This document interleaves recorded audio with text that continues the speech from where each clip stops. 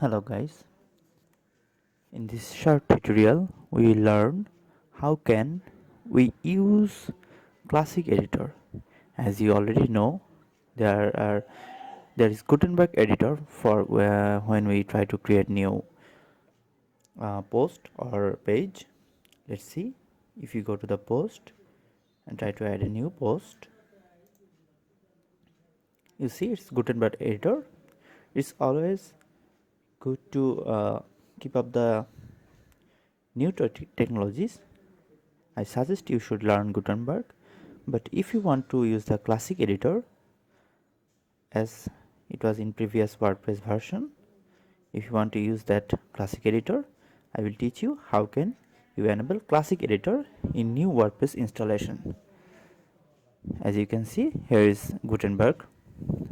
Here, if you want to use a classic editor, go to the dashboard area, go to plugins and click add new. Here you can see classic editor. If it doesn't appear in your search or here in plugin sections, plugins area, search for classic editor.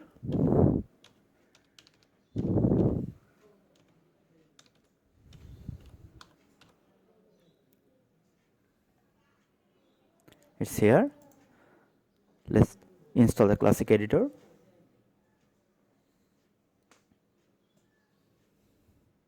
Already installed. Let's activate the plugin.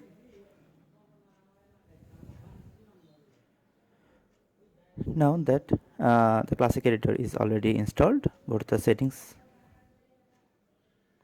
and here you can see default editor for all users. You can use Gutenberg, that means block editor, or classic editor. Okay, allow users to switch editors. Currently we keep that as no. Now if you reload the page, you can see our classic editor is already enabled. You can add a post.